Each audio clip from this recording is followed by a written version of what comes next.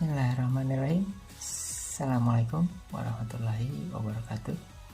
Jumpa kembali di channel Tendangan Pojok. Kali ini kita coba melihat kembali pertandingan antara AC Milan, sebuah tim besar di Italia, melawan salah satu kontestan Serie A, Hellas Verona. Permainan ini dimainkan pada 9 November 2020 yang lalu di Stadion San Siro, Milan. Milan sebagai tuan rumah coba memainkan formasi 4-2-3-1 dengan Gianluigi Donnarumma sebagai El Capitano, dan sebagai ujung tombak Zlatan Ibrahimovic yang menjadi ikon klub dan motivator klub. Hellas Verona dengan mencoba memainkan permainan dengan skema 3-4-3 dengan kiper Silvestri, dan di depan ada pemain cukup berpengalaman, Nikola Kalinic. Pertandingan ini diakhiri dengan skor imbang berbagi poin 2-2.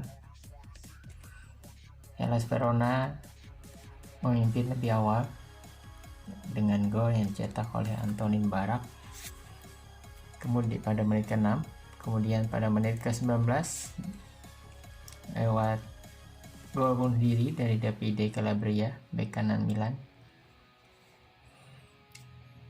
Terus skor berubah menjadi 1-2 dengan gol bunuh diri dari Magnani, dan Milan mendapatkan 2 kesempatan emas untuk mencetak gol namun gagal, yaitu melalui penalti dari Zlatan Ibrahimovic dan syuting dari Davide Calabria yang dibatalkan oleh wasit.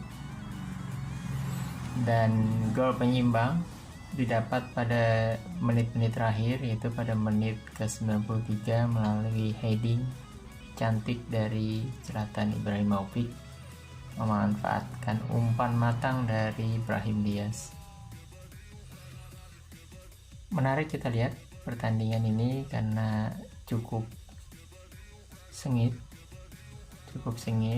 walaupun secara penguasaan bola Milan menguasai ball position dengan 65% berbanding 35% bagi Verona.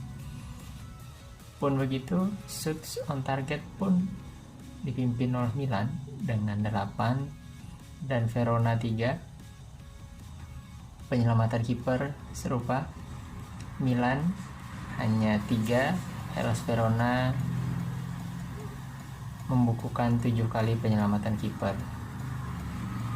Baik, mari kita lihat secara teknis di open play berikut. Baik, Milan kali ini mencoba Stefano Pioli meracik tim dengan formasi 4-2-3-1. Namun 4-2-3-1 Milan kali ini sedikit berbeda, di mana dua wingbacknya, yaitu yang ditempati oleh Calabria dan Hernandez, naik cukup tinggi, menggantung cukup tinggi, dan Hellas Verona dengan 3-4-3-nya dengan 3 pemain di belakang. Menarik juga karena Hellas Verona lebih banyak menumpuk pemain di tengah. Terlihat dari belakang hingga depan ada 4 pemain. Di sektor sayap berada cukup lebar. Dan ini terbukti pada saat permainan, yaitu Hellas Verona lebih banyak mencoba memotong bola Milan di tengah, sementara Milan sendiri melihat Verona dengan menumpuk main di tengah, maka dua wingbacknya yang Calabria dan Hernandez bermain sangat leluasa, masuk hingga ke garis depan atau garis 12 dari Hellas Verona. Saking leluasanya pemain Milan, hingga dengan penguasaan bola 65%.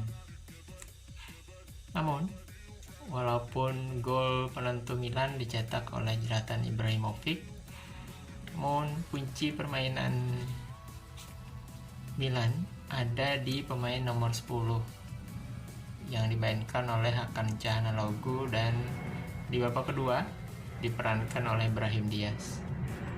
Dengan bola-bola dan pergerakan tanpa bolanya, sukses memecah rapatnya pertahanan Hellas Verona. Walaupun dengan mereka sadar Hellas Verona kalah jauh secara teknis, skill dan sebagainya dengan Milan, makanya mereka memainkan bola-bola atau permainan set piece saja dalam menyerang, dan ini terbukti. Kedua gol dari Hellas Verona dihasilkan oleh set piece yang terorganisasi dengan baik.